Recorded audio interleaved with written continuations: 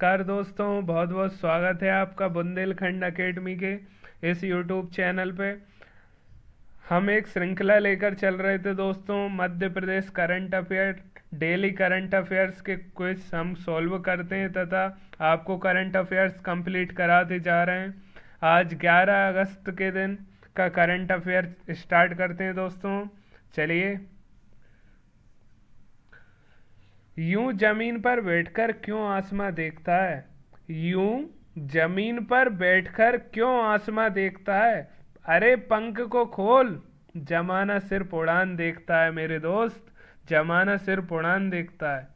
आइए दोस्तों, पहला प्रश्न, मध्य प्रदेश खेल बोर्ड द्वारा किन दो शहरों के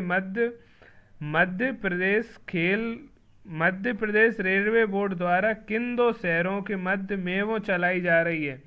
ऑप्शन है दोस्तों, इटारसी से खंडवा, इटारसी से प्रयागराज, इटारसी से सतना, इटारसी से मानिकपुर। जल्दी आंसर्स दें दोस्तों। इसका सही जवाब है दोस्तों इटारसी से मानिकपुर। आइए जान लेते हैं। इटारसी को आप सभी लोग जानते होंगे, अपने यहाँ होशंगाबाद जिले के अंतर्गत आने वाली एक तहसील है।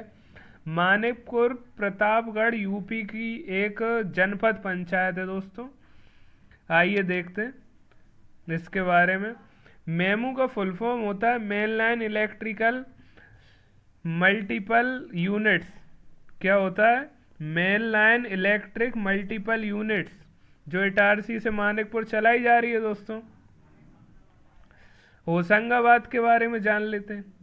होशंगाबाद, जो कि इटारसी अपना आया है शब्द, होशंगाबाद में पेपर मिल, सिक्योरिटी पेपर मिल स्थापित है। पचमढ़ी स्थापित है, मध्य प्रदेश का प्रथम हिल पॉइंट। बोरी घाटी स्थापित है। नर्मदापुरम 2008 में इसका नाम रखा गया, आप सभी लोग जानते हैं, और हाल ही में मुख्यमंत्री जी ने इसकी घोषणा कर दी है। इसके अलावा अगर हम देखना चाहें तो इटारसी मध्य प्रदेश का सबसे बड़ा रेलवे जंक्शन है। इसके अलावा अगर देखना चाहें तो गेहूं अनुसंधान केंद्र पवार खेड़ा में यहीं पर स्थित है। इसके अलावा और अगर आप डीप में जाना चाहें दोस्तों तो आदमगढ़ को आप लोग जानते होंगे दोस्तों। आदमगढ़ मध्य पाषाण कालीन युगीन स्थल आकृतियां और स्थल यहाँ प्राप्त हुआ है। खरे साहब ने इसकी खोज की है। तो ये व्यावसायिक दृष्टि से, सामरिक दृष्टि से, आर्थिक दृष्टि से, प्राचीन कालीन दृष्टि से महत्वपूर्ण स्थान रहा है मध्य प्रदेश का। आइए दोस्तों बढ़ते हैं अगले प्रश्न की ओर।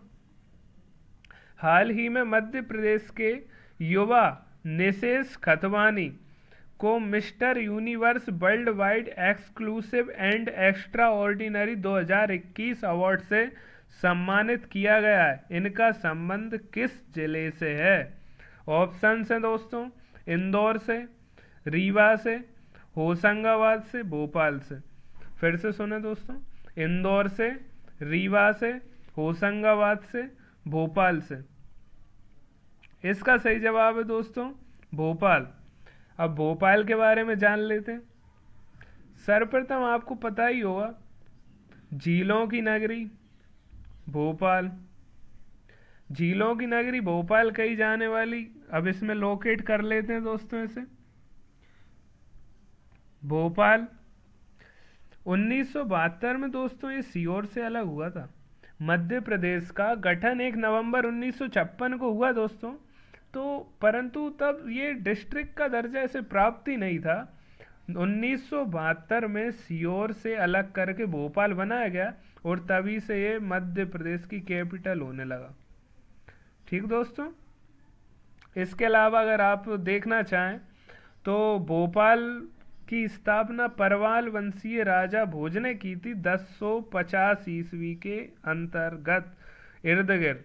और आधुनिक भोपाल की अगर स्थापना देखी जाए तो अफगानी जनरल थे एक दोस्त मोहम्मद, उनके द्वारा आधुनिक भोपाल की स्थापना की गई। इसके अंदर आप देख सकते हैं चमन महल आपको मिलेगा, गौहर महल मिलेगा, शौकत महल मिलेगा। इसके अलावा अगर और स्थापत्य कला में जाए तो जामा मस्जिद जो मध्य प्रदेश की सबसे बड़ी मस्जिद है दोस्तों, मध्य प्रदेश की सबसे बड़ी मस्जिद जामा मस्जिद भोपाल में स्थित है दोस्तों। कई व्यापम के कई एग्जाम्स में पूछा गया है वनडे में, तो इसको ध्यान रखने का प्रयास करें और याद करें इसको। और मध्य प्रदेश की सबसे छोटी मस्जिद जो ढाई सीढ़ी मस्जिद वो भी भोपाल में स्थित है दोस्तों। तो कितना अच्छा, दोनों फैक्ट्स एक ही जिले में आपको मिल रहे हैं। जामा मस्जिद जो मध्य प्रदेश की सबसे बड़ी मस्जिद है वो भोपाल में स्थित है, तथा मध्य प्रदेश की सबसे छोटी मस्जिद ढाई सीढ़ी की मस्जिद ये भी भोपाल में स्थित है। आइए दोस्तों चलते हैं अगले प्रश्न की ओर। ऑपरेशन मुस्कान अभियान का संबंध निम्न में से किससे है? ऑपरेशन मुस्कान अभियान का संबंध निम्न में से किससे है? पौधारोपण से, खेलकूद से, स्कूल से, लापता बच्चों का पता लगाने से। एक बार फिर सुने दोस्तों, पौधारोपण से, खेलकूद से, स्कूल से, लापता बच्चों का पता लगाने से। इसका सही जवाब है दोस्तों लापता बच्चों का पता लगाने से। अगर जनरली इसको समझना चाहें तो एमपी पुलिस द्वारा चलाई गई ये एक योजना है जिसमें लापता बच्चों को ढूंढकर उनके माता पिता को सौंपा जा रहा है और इसका नाम ऑपरेशन मुस्कान रखा गया है। ऑपरेशन मुस्कान। अब हाल में करंट में मध्य प्रदेश के डीजीपी कौन है? डायरेक्टर जनरल ऑफ पुलिस, तो ये हैं श्री विवेक जौहरी जी। विवेक जौहरी ये आईपीएस ऑफिसर हैं तथा अभी डीजीपी का कार्यभार संभाल रहे हैं। आइए दोस्तों बढ़ते हैं अगले प्रश्न की ओर। ये मिसिंग का आपके लिए हमारी टेक्निकल टीम ने स्लाइड डाल दी है जिससे आपको चित्रों के द्वारा दोस्तों अधिकतर याद रह जाता बच्चों को, तो इसलिए टेक्निकल टीम का मैं धन्यवाद भी देना चाहूँगा कि ऐसी स्लाइड्स डालते रहें आपके लिए। अगला प्रश्न है दोस्तों, पर्यावरण मंत्री श्री हरदीप सिंह डंग ने किस जिले से अंकुर अभियान का शुभारंभ किया है? पर्यावरण मंत्री श्री हरदीप सिंह डंग ने, जो अभी मध्य प्रदेश में पर्यावरण मंत्री हैं दोस्तों, हाल ही में इन्होंने किस जिले से अंकुर अभियान की शुरुआत की है? तो ऑप्शन है खंडवा, अलीराजपुर, रतलाम, बड़वानी।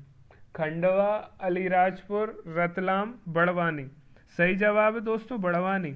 आइए जान लेते हैं बड़वानी के बारे में।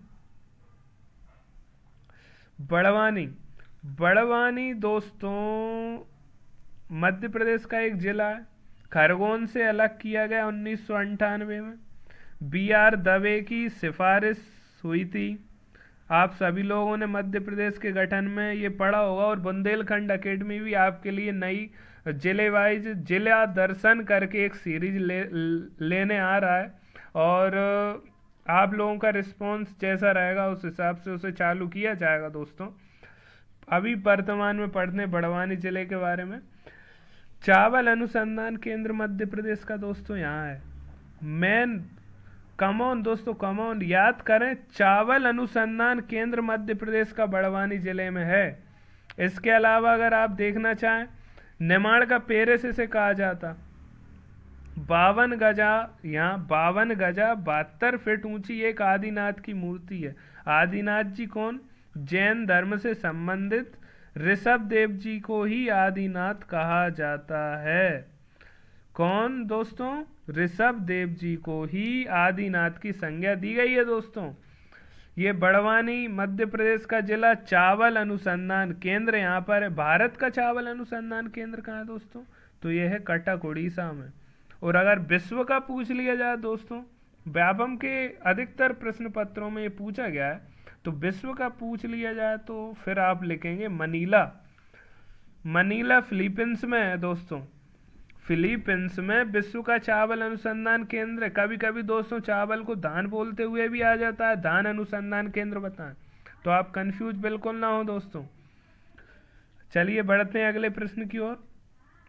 हाल ही में बच्चों में एंटीबॉडी की जांच के लिए किस जिले से सीरो सर्वे की शुरुआत की गई है?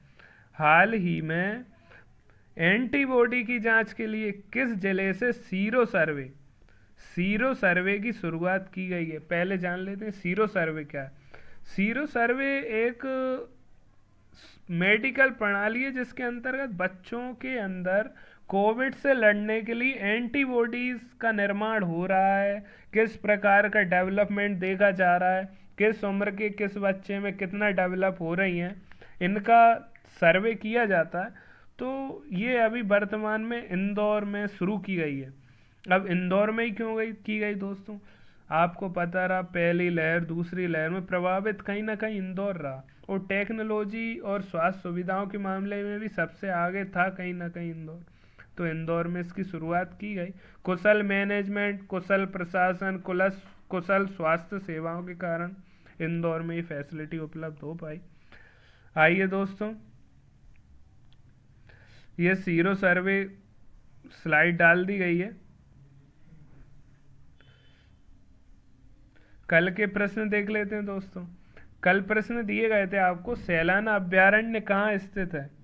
अब सैलाना अभ्यारण्य कहाँ स्थित है, तो इसका जवाब मुझे लगता है आपने रतलाम में ही आपने दे दिया होगा।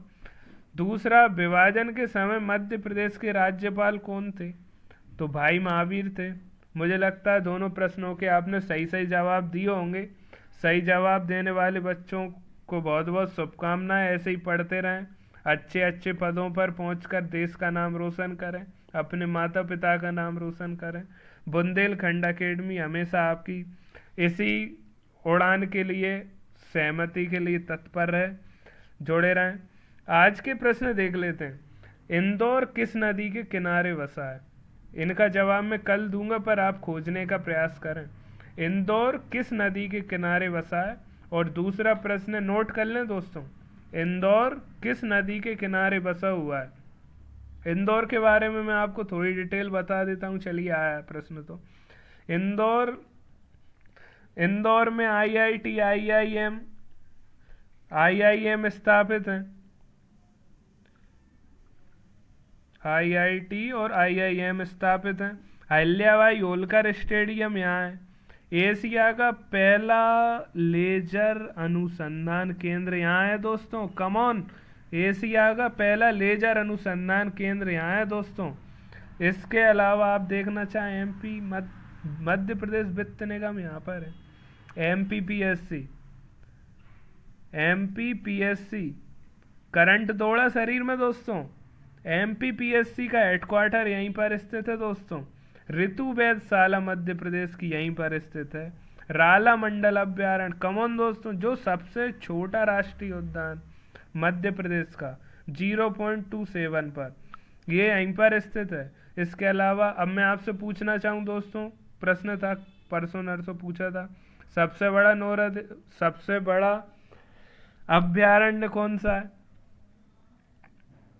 नौरादेई अभ्यारण्य। चलिए, आज के प्रश्न आपने नोट कर लिए होंगे दोस्तों। इंदौर किस नदी के किनारे बसा है, पहला प्रश्न। दूसरा प्रश्न, मालवा का कश्मीर किसे कहा जाता है। कमॉन, मालवा का कश्मीर किसे कहा जाता है। दोनों प्रश्नों का उत्तर जानने का प्रयास कीजिएगा, कल शेयर कीजिएगा, कमेंट कीजिएगा। बुंदेलखंड एकेडमी आपको बहुत बहुत बधाइयाँ और शुभकामनाएं देना चाहेगा। तैयारी करते रहें, लगे रहें, मेहनत करते रहें। माता पिता देश समाज का नाम रोशन करें आप। और आपसे एक निवेदन करना चाहूँगा दोस्तों, संघर्ष ऐसा करो कि वो छिपे नहीं, छप जाए। समझे दोस्तों, कम ऑन देखें, संघर्ष छिपे ना, छप जाए।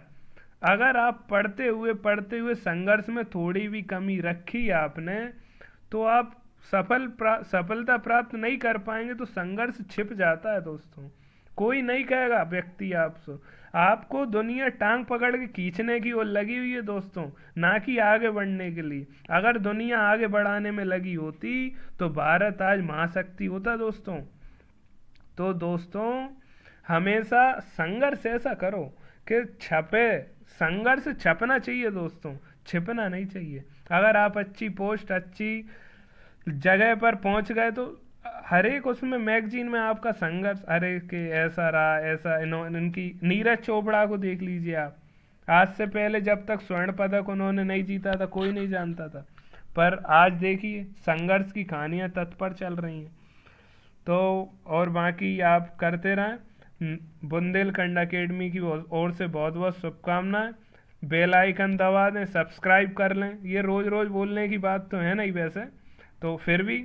और थैंक्स फॉर वॉचिंग, बहुत बहुत धन्यवाद दोस्तों। जय हिंद, जय भारत। बोलिए भारत माता की जय।